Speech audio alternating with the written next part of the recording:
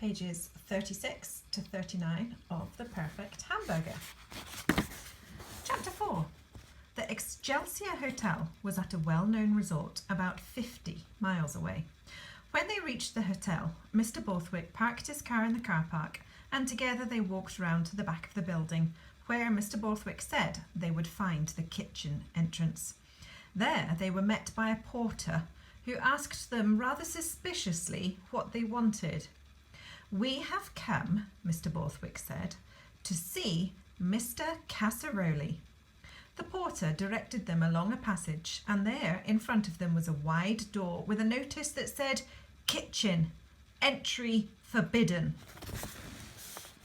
Mr. Borthwick straightened his tie and smoothed back his hair. Then, turning to wink at Joe, he pushed open the door and the two of them entered. Joe had never seen such a magnificent kitchen. Stretching out in front of them were what seemed like acres and acres of tables and ovens. Extractor fans, like great hooded creatures, whirred busily, and steam rose from a dozen different pans. Here and there, standing in front of chopping boards or mixing bowls, men and women dressed all in white were preparing dishes. It was a remarkable sight.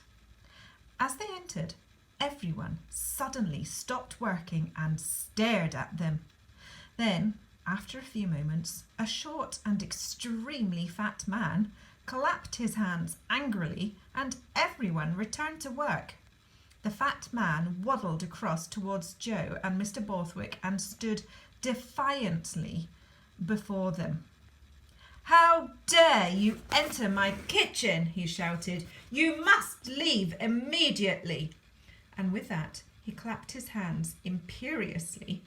That means a bit like a royal person giving a command, expecting it to be followed without question. And he began to waddle away. "Excuse me," Mr. Borthwick called out after the retreating figure. And I'm going to stop it there on a cliffhanger. I'm so mean.